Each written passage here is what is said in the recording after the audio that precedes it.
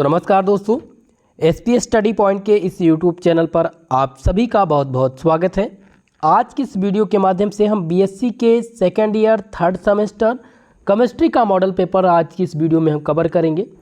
दोस्तों, ये model paper जो मैंने तैयार किया है यह लिखित पैटर्न के आधार पर है। जिन भी स्टूडेंट का एग्ज़ाम इस बार लिखित पैटर्न के आधार पर होगा उन सब के लिए ये मॉडल पेपर बहुत ही महत्वपूर्ण होगा। यह मॉडल पेपर 2024 और 25 सत्र के लिए है। दोस्तों, इस मॉडल पेपर में जो हमने प्रश्न यानी कि जो क्वेश्चन सेलेक्ट किए हैं वह सभी लगभग 3 वर्षों के जो प्रश्न पत्र हैं प्रीवियस ईयर के, उनको एनालिसिस करने के बाद में जो रिपीटेड प्रश्न हैं उनको कलेक्ट करके यह मॉडल पेपर मैंने तैयार किया है। जो दोस्तों आपको एग्ज़ाम में 100% गारंटी है, 90% मानकर चलिएगा कि आपकी परीक्षा में जो प्रश्न होंगे वो यहीं से पूछे जाएंगे, आप चाहे जिस विश्वविद्यालय से बिलोंग करते हों। तो चलिए दोस्तों, आज की इस क्लास को स्टार्ट करते हैं और इस मॉडल पेपर को सॉल्व करते हैं। बीएससी के सेकेंड ईयर थर्ड सेमेस्टर में जो आप लोग केमिस्ट्री पढ़ रहे हैं वह है दोस्तों chemical kinetics and coordination chemistry. ये नई शिक्षा नीति के आधार पर है, यानी कि जो एनईपी लागू हुई थी उसके अकॉर्डिंग ये सिलेबस है। ठीक है, तो इसके अकॉर्डिंग सभी विश्वविद्यालय का पाठ्यक्रम सेम है। तो आप chemical kinetics and coordination chemistry ये आपका पेपर टाइटल है और जो भी प्रश्न पत्र आपको मिलेगा वो ठीक जिस प्रकार से आप लोगों ने सेकंड सेमेस्टर में एग्ज़ाम दिया था फर्स्ट और सेकंड में, उसी प्रकार से थर्ड सेमेस्टर में एक ही पेपर आपका होगा 75 नंबर का। ठीक है, और प्रश्न पत्र में 3 प्रकार के क्वेश्चंस आपको मिलेंगे। सेक्शन ए में होंगे वेरी शॉर्ट टाइप के, सेक्शन बी में आपके होंगे शॉर्ट और सेक्शन सी में आपके होंगे लॉन्ग टाइप के। ठीक है, तो सबसे पहले हम दोस्तों सेक्शन ए के प्रश्नों को देखते हैं। सेक्शन ए में वेरी शॉर्ट प्रकार के प्रश्न होते हैं जिसे हिंदी में कहा जाता है अति लघुत्तरीय प्रश्न। जो अति लघुत्तरीय प्रश्न होते हैं ये अनिवार्य होते हैं, यानी सभी प्रश्न हल करने होते हैं। 10 प्रश्न पूछे जाते हैं इस सेक्शन में। कुछ विश्वविद्यालय में इसमें से दोस्तों 3 प्रश्न पूछे जाते हैं और कुछ विश्वविद्यालय में 5 प्रश्न, ज़्यादातर 10 प्रश्न पूछते हैं। तो हमने यहाँ पर 10 क्वेश्चन चूज किए हैं वेरी शॉर्ट टाइप के, जो कि बहुत ही इंपॉर्टेंट है, हर बार पूछे गए हैं एग्जाम में। ठीक है, चलिए तो सबसे पहला प्रश्न इसमें है unit of rate of reaction. ठीक है, तो अभिक्रिया की दर की जो इकाई है वो क्या होती है ये आपको बताना है। ठीक है, और इस क्वेश्चन में इस प्रकार से बन सकता है रेट ऑफ रिएक्शन क्या होता है। कभी कभी यूनिट पूछ लेता है रेट ऑफ रिएक्शन का और कभी कभी पूछता है कि रेट ऑफ रिएक्शन क्या है, यानी अभिक्रिया की दर क्या है। तो ये पहला प्रश्न आपका हो गया। दूसरा क्वेश्चन है वांट हॉफ का रिएक्शन। ठीक है, तो वांट हॉफ रिएक्शन क्या है, ये दूसरा क्वेश्चन आप तैयार करेंगे वेरी शॉर्ट टाइप में। तीसरा आपका है रूट मीन स्क्वायर वेलोसिटी, जिसे कहते हैं वर्ग माध्य मूल। भाई वर्ग माध्य मूल क्या होता है, ये जब प्रश्न पूछा जाता है तो आपके मन में कन्फ्यूज़न होती है कि ये वेरी शॉर्ट प्रकार का प्रश्न तो नहीं है, ये शॉर्ट टाइप में बनना चाहिए। लेकिन एग्जामिनर क्या करता है कि ये वेरी शॉर्ट टाइप में देता है। 3 विश्वविद्यालय में ये वेरी शॉर्ट टाइप में पूछा जा चुका है। ठीक है, तो वर्ग माध्य मूल आप तैयार कर लेंगे जिसे रूट मीन स्क्वायर वेलोसिटी कहते हैं। ठीक है, अब चौथा प्रश्न हम बात करेंगे what is coordination number. Coordination number क्या होता है, समन्वय संख्या कहते हैं इसको, कोऑर्डिनेशन नंबर को। ठीक है, तो कोऑर्डिनेशन नंबर निकालने के लिए आ जाता है, कोऑर्डिनेशन नंबर फाइंड करने के लिए पूछ लिया जाता है कि इसका कोऑर्डिनेशन नंबर कितना होगा। कोई भी दे दिया NH4 दे दिया। ठीक है, अब इसमें बोलेगा इसका कोऑर्डिनेशन नंबर फाइंड कीजिए। तो कोऑर्डिनेशन नंबर एग्जामिनर अगर माफ़ कीजिएगा एग्जाम्पल अगर पूछेगा तब आप बताइएगा, नहीं तो आपको कोऑर्डिनेशन नंबर क्या है ये आपको बताने हैं। ओके, तो ये आपका हो गया। नेक्स्ट वाला अगला आपका है आपका जो वेरी शॉर्ट टाइप का प्रश्न हुआ है व्हाट इज ले चैटेलियर्स प्रिंसिपल, जिसे कहते हैं चैटेलियर का सिद्धांत क्या है। ये भी क्वेश्चन पूछा गया है। ठीक है, इसलिए ये इंपॉर्टेंट हो जाता है आप सबके लिए। क्लियर है दोस्तों इतनी चीज़ें। चलिए आगे बात करते हैं हम, जो कि है जीरो ऑर्डर रिएक्शन। क्वेश्चन आपसे पूछा जाएगा जीरो ऑर्डर रिएक्शन क्या होते हैं। शून्य कोट की अभिक्रिया, तो ये आपको यूनिट नंबर फर्स्ट में मिलेगी। चैप्टर नंबर जो आपका पहला है केमिकल काइनेटिक्स, उसका प्रश्न है rate of reaction, molecularity, order of reaction, ये सभी आपको मिलेंगे किसमें, यूनिट नंबर फर्स्ट में। देखिए यूनिट नंबर फर्स्ट में आपसे रेट ऑफ रिएक्शन का टॉपिक पूछा जाता है, इंपॉर्टेंट है। वेलोसिटी कांस्टेंट और रेट कांस्टेंट क्या होते हैं, इसी में मॉलिक्यूलरिटी पूछते हैं ऑर्डर ऑफ रिएक्शन, जब आप ऑर्डर ऑफ रिएक्शन पढ़ेंगे, ठीक है, ऑर्डर ऑफ रिएक्शन जब आप पढ़ेंगे तो उसमें 3 प्रकार के रिएक्शन आपको देखने को मिलेंगे। पहला मिलेगा जीरो ऑर्डर रिएक्शन, दूसरा मिलेगा फर्स्ट ऑर्डर और तीसरा मिलेगा दोस्तों सेकंड ऑर्डर रिएक्शन। ये 3 रिएक्शन बहुत ही महत्वपूर्ण होते हैं जो कि पूछे जाते हैं, ठीक है। और स्यूडो ऑर्डर रिएक्शन भी इसी में इंपॉर्टेंट है, स्यूडो ऑर्डर रिएक्शन भी, ओके। तो हो सकता है जीरो ऑर्डर आए या फर्स्ट ऑर्डर आ जाए या सेकंड ऑर्डर, तो तीनों को आप तैयार करेंगे। नेक्स्ट देखिए मैग्नेटिक परमेबिलिटी, जिसे चुंबकीय भेद्यता कहते हैं, मैग्नेटिक परमेबिलिटी। ये क्वेश्चन इंपॉर्टेंट है दोस्तों, 2023 और 24 सत्र में अवध विश्वविद्यालय में, सिद्धार्थ विश्वविद्यालय में पूछा गया था। अगला देखिएगा सिलेक्शन रूल। सिलेक्शन रूल बहुत ही महत्वपूर्ण है, जिसे चयन का नियम कहते हैं। सिलेक्शन रूल जब आप पढ़ेंगे तो सिलेक्शन रूल में क्लासियस क्लैपेरॉन का जो इक्वेशन है वो आपको देखने को मिलता है, ठीक है। इसी में आप पढ़ेंगे थर्मोडायनेमिक का इक्वेशन, जो कि मोस्ट इम्पॉर्टेंट होगा, ओके। तो आप लोग तैयार करेंगे सिलेक्शन रूल। अगला है लिक्विड क्रिस्टल क्या होते हैं, लिक्विड क्रिस्टल जो कि मोस्ट इम्पॉर्टेंट है शॉर्ट की दृष्टि से। और डिग्री ऑफ फ्रीडम, बहुत ही महत्वपूर्ण क्वेश्चन आ चुका है, देखिएगा डिग्री ऑफ फ्रीडम, जिसे हिंदी में कहते हैं स्वतंत्रता की कोटि, ओके। तो यहाँ पर ये जो 2 क्वेश्चन है ये कॉमन मिलेंगे, सिलेक्शन रूल और आपका डिग्री ऑफ फ्रीडम, फेज का नियम, phase rule, degree of freedom और सिलेक्शन रूल। ये सभी विश्वविद्यालय में लगभग कॉमन रहते हैं, हर सत्र में प्रश्न पत्र में मिलेगा आपको, ठीक है। तो आप लोग तैयार कर लेंगे selection rule, liquid crystal, degree of freedom. ये सभी मैं जो इंडिकेट कर रहा हूँ आपको, ठीक है, ये सभी बहुत ही ज़्यादा महत्वपूर्ण प्रश्न है, यानी कि गारंटी वाले प्रश्न है, बार बार आते हैं एग्जाम में। डिग्री ऑफ फ्रीडम आपका हो गया, फेज रूल यानी प्रावस्था का नियम, क्लियर है इतनी चीज़ें। चलिए आगे देखते हैं, जो कि है पैरामैग्नेटिक सब्सटेंस, अनुचुंबकीय पदार्थ इसे कहते हैं। ये दोस्तों 3 विश्वविद्यालय में पूछा जा चुका है। प्रोफेसर राजेंद्र सिंह रज्जू भैया विश्वविद्यालय में आया था, कानपुर विश्वविद्यालय में पूछा गया था और चौधरी चरण सिंह विश्वविद्यालय में, 3 विश्वविद्यालय में पैरामैग्नेटिक सब्सटेंस इस बार आया हुआ है। तो अनुचुंबकीय पदार्थ आप क्लियर कर लेंगे। दोस्तों जो मैंने शॉर्ट टाइप के प्रश्न दिए हैं, अगर इतना आपका तैयार है शॉर्ट, ठीक है, तो यही से प्रश्न आएंगे। इन्हीं 10 में से 8 प्रश्न आपको मिल जाएंगे सभी विश्वविद्यालय में, ये मेरी गारंटी है। क्लियर है इतनी चीज़ें। तो हमने शॉर्ट को क्लियर कर लिया। अब हम सेक्शन बी वाले को देखते हैं, ठीक है। चलिए तो सेक्शन बी में सबसे पहले हम शुरुआत करते हैं बेसिक से, शॉर्ट टाइप क्वेश्चन इसे कहते हैं। शॉर्ट टाइप में शब्द सीमा की अगर मैं बात करूं तो पेपर में आपको प्रत्येक क्वेश्चन का उत्तर 200 शब्दों में इसका देना है और नंबर आपको मिलेंगे 10 नंबर मिलेंगे प्रत्येक क्वेश्चन के लिए। कितने क्वेश्चंस हल करने होते हैं, तो मैक्सिमम 4 क्वेश्चंस आपको हल करने होते हैं, यानी कि कह लीजिए तो ये 40 नंबर का सेक्शन होता है और किसी किसी विश्वविद्यालय में 35 नंबर का हो जाता है, ओके। तो पहले प्रश्न के साथ हम शुरुआत करेंगे। पहला क्वेश्चन है शॉर्ट वाला, जिसमें है कि explain the term of molecularity and order of reaction. Question है यहाँ पर मॉलिक्यूलरिटी क्या होती है और ऑर्डर ऑफ रिएक्शन, ये दोनों आपको बताने हैं। तो जब आप दोस्तों केमिकल काइनेटिक्स पढ़ेंगे तो उसमें मॉलिक्यूलरिटी जिसे आणविकता कहते हैं, हिंदी में अगर हम मॉलिक्यूलरिटी की बात करें तो इसको क्या कहते हैं, इसको दोस्तों आणविकता कहते हैं, ठीक है। आणविकता क्या होती है दोस्तों, इसको हम अगर समझें तो यह संतुलित रासायनिक समीकरण के द्वारा हमें ज्ञात नहीं होता है कि जो अमुक रासायनिक समीकरण है वो किस प्रकार से हो रहे हैं, ठीक है।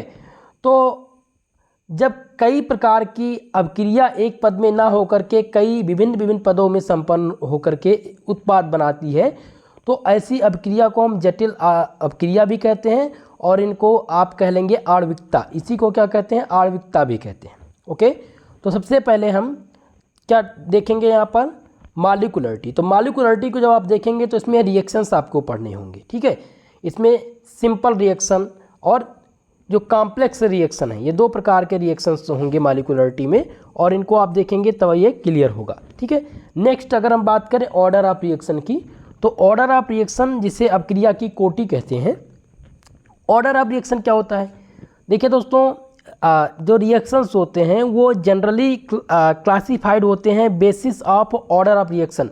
ऑर्डर ऑफ रिएक्शन के आधार पर रिएक्शंस क्या होते हैं, ये यानी वर्गीकृत किए जाते हैं। ठीक है, अगर हम अपक्रिया की कोटि का पूछे कि इसका उत्तर क्या होगा, ऑर्डर ऑफ रिएक्शन किसे कहते हैं, तो आप कहेंगे एक शब्दों में the total number of reaction molecule whose concentration change during the chemical reaction are called order of reaction. Okay, इसी को अपक्रिया की कोटि या ऑर्डर ऑफ रिएक्शन कहते हैं। ठीक है, क्लियर है। तो ऑर्डर ऑफ रिएक्शन अगर देखें तो ऑर्डर ऑफ रिएक्शन दोस्तों कितने चरणों में होता है, तो ये 3 चरणों में विभिन्न 3 चरण हैं इसके। पहला हो जाता है जीरो ऑर्डर, दूसरा हो जाता है दोस्तों, देखिए ऑर्डर ऑफ रिएक्शन की हम बात कर रहे हैं तो जीरो ऑर्डर रिएक्शन हो जाएगा, फर्स्ट ऑर्डर और सेकंड ऑर्डर, ये क्लियर है। Pseudo order reaction, okay, pseudo first order reaction को हम स्यूडो ऑर्डर रिएक्शन भी कहते हैं, इस बात को आप ध्यान रखेंगे, जिसे छद्म प्रथम कोट की अपक्रिया कहते हैं। ओके, तो ये आपका पहला प्रश्न हो गया जो कि मोस्ट इंपॉर्टेंट है। अगले प्रश्न की हम व्याख्या करेंगे, नेक्स्ट क्वेश्चन आएगा दूसरा, जो कि है what is mean by the rate of reaction, how is it expressed, यानी अपक्रिया की दर से आप क्या समझते हो या कैसे व्यक्त किया जाता है, यानी कि आपको रेट ऑफ रिएक्शन जो है उसको आप किस प्रकार से व्यक्त करते हो। ठीक है, तो हम क्या पढ़ेंगे भैया, सबसे पहले आ जाएंगे रेट ऑफ रिएक्शन पर, अपक्रिया की वेगी पर, अपक्रिया की वेग पर। ठीक है, तो हम यहाँ पर क्वेश्चन हमसे पूछ रहा है कि अपक्रिया की दर से आप क्या समझते हैं, रेट ऑफ रिएक्शन से आप क्या समझते हैं। तो आप इसका उत्तर लिख सकते हैं, किसी अभिकारक के सांद्रता में या सांद्रण का जो समय के साथ परिवर्तन होता है उसकी दर का वेग कहलाती, उसी वही क्या कहलाता है, दर अपक्रिया का वेग कहलाता है। फिर से आपको समझाएं, the change in the concentration of reaction और product in unit time is called the rate और velocity of a chemical reaction. Thus rate of chemical reaction is called change in concentration equal to reactant of product upon time taken for charges. ठीक है, इस प्रकार से आप इसको लिख सकते हैं। अब हम समझ लेते हैं कैसे व्यक्त किया जाता है। तो भाई अब इसको मेज़र करने के लिए आप क्या करेंगे, वेलोसिटी कांस्टेंट और रेट कांस्टेंट को पढ़ेंगे। ठीक है, फिर आप पढ़ेंगे factor affecting the rate of reaction, effect of catalyst, effect of surface area. ठीक है, तो इसमें आपको पता चलेगा कि ये व्यक्त कैसे किया जाता है, इसको आप कैसे लिख सकते हैं। आपको एग्जाम्पल के बहुत ही बारीकी से आज इस क्वेश्चन को समझेंगे, यहीं पर आपको तैयार करा देंगे। मैंने क्वेश्चंस को पुनः पढ़ने का प्रयास किया है। What is meant by rate of reaction, यानी कि अपक्रिया की दर से आप क्या समझते हैं। तो अपक्रिया की दर क्या है इसको समझ लेते हैं।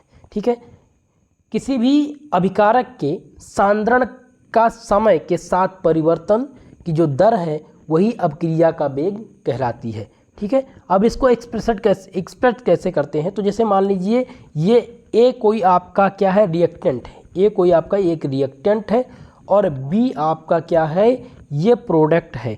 तो ये क्या कहलाएगा, if a is the change of concentration of a and del b is the change in concentration b, तो डेल टी देन, तो इसका रेट ऑफ रिएक्शन किस प्रकार से जो है एक्सप्रेस किया जाएगा, इसका रेट ऑफ रिएक्शन कैसे निकलेगा। तो इसका रेट ऑफ रिएक्शन हो जाएगा दोस्तों, रेट ऑफ रिएक्शन हो जाएगा का minus del upon del t और डेल ए, ये आपका हो जाएगा इसका एक्सप्रेशन। ठीक है, तो इस प्रकार से आप इसको व्यक्त कर सकते हैं। बाकी मैं एक एक करके सॉल्व पेपर में आपको बताऊंगा, लेकिन मेरा प्रयास है कि बारीकी से हम इसको समझते चलें।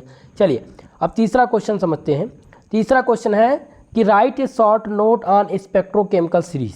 स्पेक्ट्रोकेमिकल सीरीज पर आपको माफ कीजिएगा शॉर्ट नोट लिखनी है।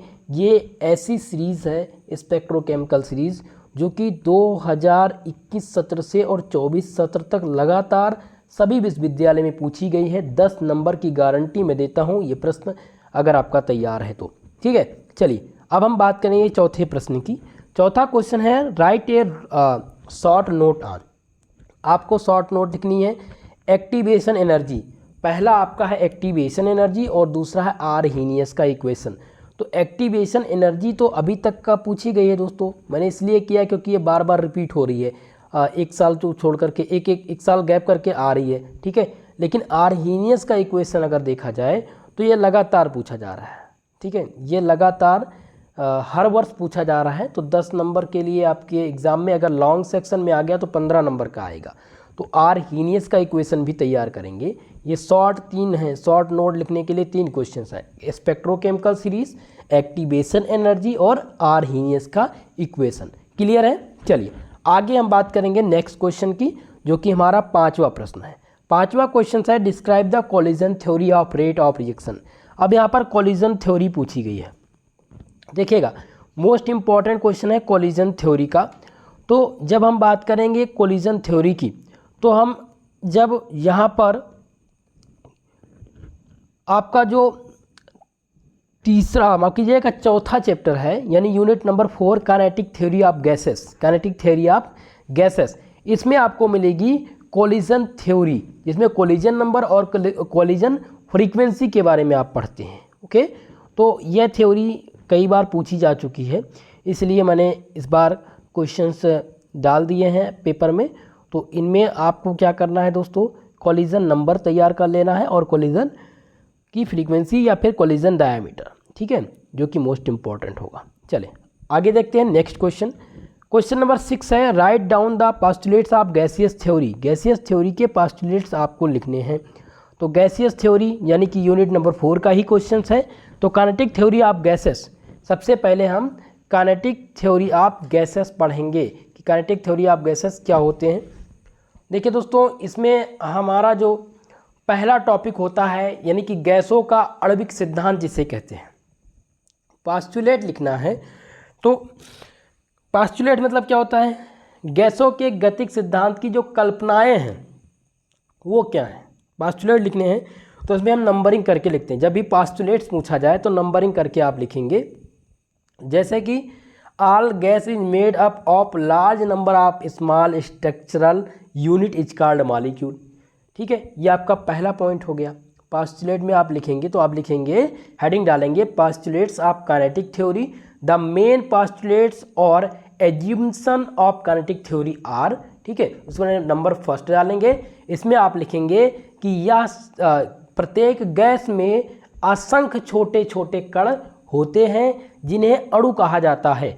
यह अणु इतने छोटे होते हैं कि इनका वास्तविक आयतन गैस के अपूर्ण आयतन की तुलना में नगण्य होता है। ये पहला पॉइंट हो गया। अब इसी में दूसरा पॉइंट आप लिखेंगे कि गैस के अणु सदैव तीव्र गति से हर संभव दिशा में भिन्न भिन्न वेगों में चलते रहते हैं, यानी द मॉलिक्यूल और the state of constant rapid motion in all possible direction. Okay, इस प्रकार से ये दूसरा हो गया। तीसरा पोस्टुलेट्स आप क्या लिखेंगे, तीसरा लिखेंगे कि अणु पूर्णतया प्रत्यास्थ होते हैं, अतः इनके आसपास में संघट्ट के कारण गतिज ऊर्जा की कोई हानि नहीं होती है।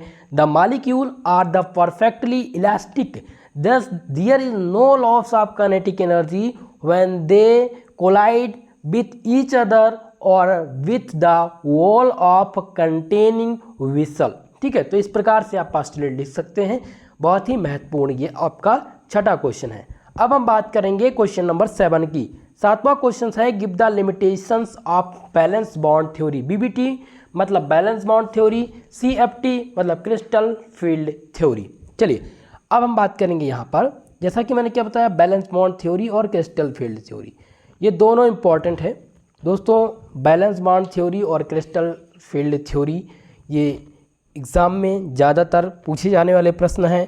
इसमें आपको पूछी जाती है, क्या पूछा जाता है ये आप ध्यान रखेंगे, लिमिटेशन पूछी जाती है। कभी कभी लिमिटेशन पूछी जाती है। हालांकि आप लोगों ने पढ़ा होगा बीएससी के फर्स्ट सेमेस्टर में बैलेंस बॉन्ड थ्योरी को, ठीक है, और क्रिस्टल फील्ड थ्योरी तो ये आपको मिलेगा यहाँ पर फिलहाल।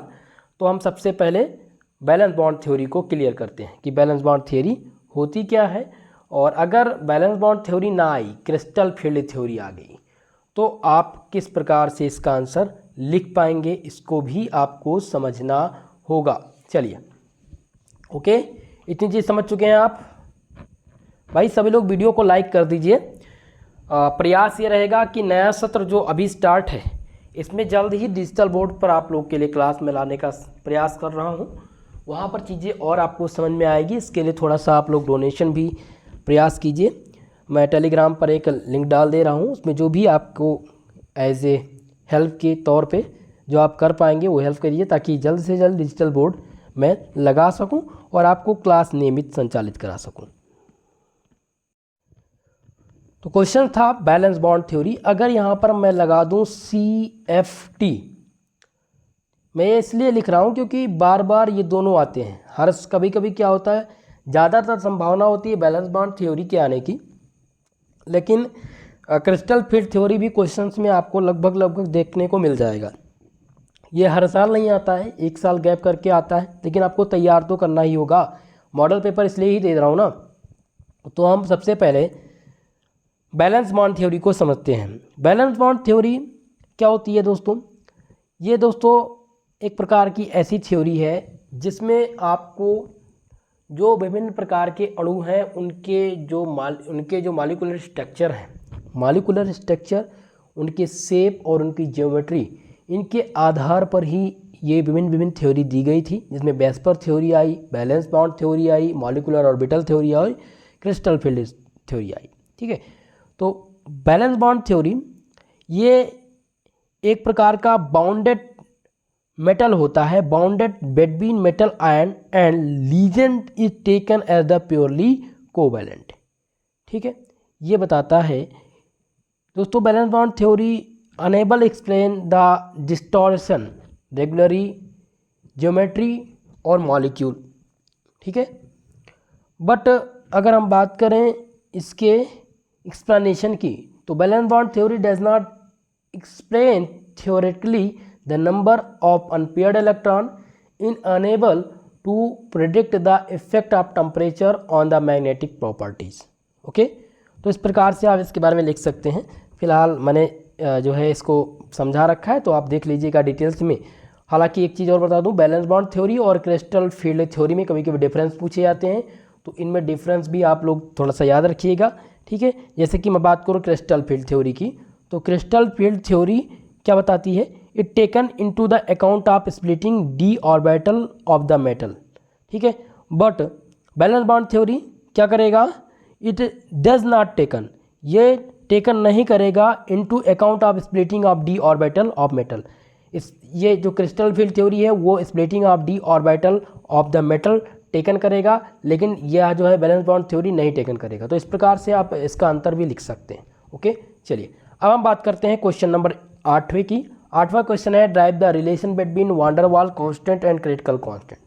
वान डेर वाल जो है रिलेशन बताना है, वान डेर वाल कांस्टेंट और क्रिटिकल कांस्टेंट में क्या अंतर है। ये क्वेश्चन बहुत ही महत्वपूर्ण है दोस्तों, वेरी मोस्ट इंपॉर्टेंट क्वेश्चन आया हुआ है। चलिए क्लियर है। अगला क्वेश्चन आपका आ जाएगा 9 नंबर, जो कि है give an account of LS coupling. LS coupling पर आपको एक अकाउंट देना है, ब्रीफ अकाउंट देना है, यानी कि डिस्क्रिप्शन में इसकी जानकारी आपको देनी है एलएस कपलिंग की। ये कपलिंग बहुत ही महत्वपूर्ण है, कई बार एग्ज़ाम में दोस्तों ये देखने को मिली है, इसलिए मैंने इसको यहाँ पर डाल दिया है। ज़्यादातर आप प्रयास कीजिएगा कि इस क्वेश्चन को कई बार रिपीट कर लीजिएगा। अगर आप चाहते हैं 10 नंबर अगर आपको चाहिए भैया, तो आप एलएस कपलिंग के टॉपिक को एकदम से तैयार कर लीजिए, एकदम से अभी से ही लग जाइए, बार बार लिखने का प्रयास कीजिए। इससे क्या होगा कि आपकी आंसर राइटिंग भी मेंटेन हो जाएगी और आपका ये क्वेश्चंस भी तैयार हो जाएगा। क्लियर है। चलिए नेक्स्ट आपका आ जाता है 10 नंबर, जो कि है what is the Werner theory of coordination with suitable example. तो ये आपका दोस्तों यूनिट नंबर 6 आपका है कोऑर्डिनेशन कंपाउंड। ठीक है, कोऑर्डिनेशन कंपाउंड आपका यूनिट नंबर 6 है, जिसमें वर्नर थ्योरी आप कोऑर्डिनेशन कंपाउंड पढ़ते हैं, वर्नर का उपसह संयोजकता सिद्धांत। ठीक है, तो ये थ्योरी आई कब दोस्तों, इसके बारे में थोड़ा सा जानकारी कर लेते हैं। तो वर्नर थ्योरी ये अल्फ्रेड वर्नर, इनका जो नाम पूरा है वो अल्फ्रेड वर्नर है। इन्होंने 1893 में ये थ्योरी दी थी, जिसमें उपसहसंयोजी यौगिकों की संरचना एवं गुणों से संबंधित एक प्रकार का सिद्धांत प्रस्तुत किया था इन्होंने, ठीक है, जिन्हें बाद में वर्नर का उप सहसंयोजकता सिद्धांत बताया गया। इन्हें नोबेल प्राइज से भी सम्मानित किया गया है। वर्नर को उप सहसंयोजकता व रसायन विज्ञान का पिता भी कहा जाता है, ठीक है। तो वर्नर को केमिस्ट्री का जनक भी माना जाता है, इस बात का विशेषकर आप ध्यान रखेंगे, ठीक है। तो आपको वर्नर थ्योरी ऑफ कोऑर्डिनेशन तैयार कर लेना है और इसमें कुछ एग्जाम्पल्स भी दे देने हैं। जब आप कोऑर्डिनेशन थ्योरी पढ़ेंगे वर्नर का उप सहसंयोजकता सिद्धांत, तो इसमें आपको अधिकांश दो प्रकार की संयोजकता देखने को मिलेगी। पहली हो जाएगी प्राइमरी प्रिंसिपल वैलेंसी और दूसरा जो हो जाएगा वो सेकेंडरी या एक्सिलरी वैलेंसी। ये दो प्रकार की बहुत ही महत्वपूर्ण वैलेंसी हैं जिनको आप पढ़ना है और आपको लिखना है यहाँ पर, ठीक है।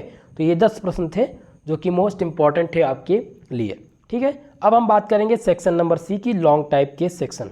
सेक्शन सी में आपके जो प्रश्न होते हैं वो दीर्घ उत्तरीय होते हैं। शब्द सीमा की अगर मैं बात करूं तो 500 शब्दों में इसका आंसर देना होता है और 500 शब्दों में उत्तर आप लोग को 2 प्रश्न के देने होते हैं। प्रत्येक प्रश्न का 500 शब्द रहेगा। आंसर के लिए आपको 15 नंबर मिलेंगे। 15 नंबर यानी 30 नंबर का ये सेक्शन होता है।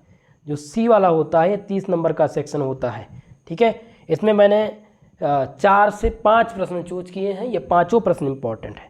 पहला देखिए, discuss the splitting of D orbital in square planar complex. Questions यहाँ पर है कि स्प्लिटिंग आप बताइए डी ऑर्बिटल, ठीक है, स्क्वायर प्लेनर कॉम्प्लेक्स में, जो कि मोस्ट इंपॉर्टेंट होगा। कई बार ये रिपीट हुए हैं, इनको आप ध्यान रखेंगे और अभी से आप इम्पोर्टेंट मान करके तैयार कर लेंगे। कई बार एग्ज़ाम में आए हुए हैं। अगर आप इसका देखें, प्रूफ देखना चाहें तो भाई हमारे चैनल पर आपको मिल जाएगा वीडियो क्वेश्चंस पेपर के, उसमें आप लोग देख लीजिएगा। चलिए अब दूसरा क्वेश्चन बात करते हैं हम। दूसरा क्वेश्चन है drive the thermodynamic expression of Clausius-Clapeyron equation. Clausius-Clapeyron का इक्वेशन बहुत ही महत्वपूर्ण इक्वेशन है। ये दूसरा क्वेश्चन है आपका लॉन्ग सेक्शन का जो बार बार रिपीट होता है। इस बात को आप ध्यान रखेंगे। क्लासियस का क्लैपेरॉन इक्वेशन यूनिट नंबर 2 आपका है। चैप्टर का नाम केमिकल इक्विलिब्रियम। केमिकल इक्विलिब्रियम यानी कि इसको प्रावस्था का नियम भी कहते हैं, ठीक है। क्या कहते हैं इसको? प्रावस्था का नियम भी कहते हैं। तो आप लोग इसको तैयार कर लीजिएगा। क्लासियस का क्लैपेरॉन समीकरण, जिसमें पूरा का पूरा डेरिवेशन आपको करना होता है, ठीक है। dp upon dt equal to del h upon t del v. ये क्या है? क्लैपेरॉन का इक्वेशन है। तो इसको कैसे प्रूव करना है, इसके लिए मैं एक वीडियो अलग से बना दूंगा। ये 15 नंबर का क्वेश्चन आपके लिए है, गारंटी वाला। अगला क्वेश्चन देखिए, तीसरा प्रश्न आपको देखने को मिलेगा drive the Gibbs phase rule. Gibbs का यहाँ पर फेज रूल पूछा गया है। Explain all the term involve in it, drive the Maxwell distribution of molecular velocity. Okay, तो क्वेश्चन कह रहा है कि गिब्स का फेज रूल क्या है, एक्सप्लेन करिए यानी परिभाषित कीजिए ऑल टर्म, जो इसमें सभी टर्म इन्वॉल्व हैं उनको परिभाषित कीजिए, और मैक्सवेल का जो डिस्ट्रीब्यूशन ऑफ मॉलिक्यूलर वेलोसिटी है उसको भी प्रूव करिए। ये तीसरा क्वेश्चन हो गया आपका। चलिए अगला क्वेश्चन जो आपको तैयार करना है दोस्तों वो है explain the electronic spectra of TiH2O6 complex ion, explain the paramagnetism and diamagnetism and ferromagnetism with reasons of these. बहुत ही महत्वपूर्ण क्वेश्चन ये है। TiH2O6 कॉम्प्लेक्स के आयन के इलेक्ट्रॉनिक स्पेक्ट्रा की व्याख्या कीजिए, अनुचुंबकत्व, प्रतिचुंबकत्व और लौह चुंबकत्व को समझाइए। ये क्वेश्चन अगर नहीं भी आता है तो यहाँ पर अनुचुंबकत्व, प्रतिचुंबकत्व और लौह चुंबकत्व ये तीनों आने की संभावना 100% इस बार है। सो आप लोग चौथे क्वेश्चन को रामबाण मान करके ये मान कर चलिएगा 15 नंबर आपकी झोली में है भैया, तैयार कर लीजिएगा। ओके, ये चौथा हो गया। पांचवा क्वेश्चन इसमें है discuss the phase diagram of water system with the help of phase rule. चरण नियम, फेज रूल को चरण का नियम कहते हैं। तो चरण नियम की सहायता से जल प्रणाली के आरेख पर चर्चा कीजिए। बहुत ही मोस्ट इम्पॉर्टेंट क्वेश्चन ये आपका है। Okay, very very most important question, चरण यानी कि फेज रूल। सो आप लोग इसको तैयार कर लीजिएगा। पांचवा प्रश्न है भैया, गारंटी वाला प्रश्न है, आता है बार बार, सभी विश्वविद्यालय में रिपीट हुए हैं। तो अगर ये लॉन्ग वाले सेक्शन में नहीं आता है तो ये सेक्शन नंबर बी में आ जाएगा 10 नंबर के लिए, आएगा जरूर। ओके, इसी के सफिक्स में लास्ट प्रश्न इस आज के मॉडल पेपर का हुआ है, what is the first order reaction. Order of reaction से दो प्रश्न बनने हैं, पहला तो वेरी शॉर्ट टाइप में बनेगा और दूसरा बनेगा लॉन्ग या शॉर्ट में। लॉन्ग में ज़्यादा पूछा जाता है, जिसमें ऑर्डर ऑफ रिएक्शन पूछे जाते हैं कि फर्स्ट ऑर्डर रिएक्शन क्या होते हैं, derive a rate of reaction for reasons of first order reaction, right its characteristic of the reaction. यानी कि प्रथम कोट की अभिक्रिया क्या है, अपक्रिया और पहले क्रम की अभिक्रिया के अपक्रिया की दर को प्रेरित करें, अपक्रिया की दर की विशेषता भी लिखिए। अब देखिए दोस्तों, यहाँ पर मैं फिक्स नहीं कर रहा हूँ, फर्स्ट ऑर्डर रिएक्शन में फिक्स नहीं कर रहा हूँ, मैं कह रहा हूँ कि जीरो ऑर्डर रिएक्शन भी तैयार कीजिएगा, मैं कह रहा हूँ सेकंड ऑर्डर रिएक्शन भी तैयार कीजिएगा। ज़्यादातर फर्स्ट और जीरो ऑर्डर ही आते हैं, तो जीरो ऑर्डर और फर्स्ट ऑर्डर की विशेषता यानी कि जीरो ऑर्डर रिएक्शन की कैरेक्टरिस्टिक और इसके जो रीजन्स हैं वो आप तैयार कर लीजिएगा। दोनों अगर तैयार हैं तो का 15 नंबर फिक्स है। ओके दोस्तों, तो आज का ये मॉडल पेपर मैंने पूर्णतः डिस्कस कर दिया, जो कि बीएससी के थर्ड सेमेस्टर केमिस्ट्री का था। नेक्स्ट क्लास में दोस्तों जिन्होंने जूलॉजी ले रखा होगा, जिन्होंने बॉटनी ले रखा होगा, या हमारे फिजिक्स के बच्चे होंगे या मैथ के, इनके लिए कल से परसों यानी कि 2 से 3 दिन में सभी सब्जेक्ट के आपको मॉडल पेपर इंपॉर्टेंट क्वेश्चन हमारे चैनल पर मिल जाएंगे विथ पीडीएफ। ओके, तो सभी लोग दोस्तों वीडियो को लाइक शेयर कर दीजिएगा और अपने सभी मित्रों के साथ शेयर भी कीजिएगा। ओके, और इस क्लास का अगर आपको पीडीएफ चाहिए, सोल्यूशन चाहिए, तो आप हमारे टेलीग्राम को ज्वाइन कीजिए। टेलीग्राम चैनल का लिंक डिस्क्रिप्शन बॉक्स में दिया गया है, जहां से आप लिंक के द्वारा ज्वाइन कर सकते हैं हमारे टेलीग्राम को। ओके दोस्तों, तो आज के लिए बस इतना ही, मिलते हैं किसी नेक्स्ट वीडियो के साथ, तब तक के लिए जय हिंद जय भारत।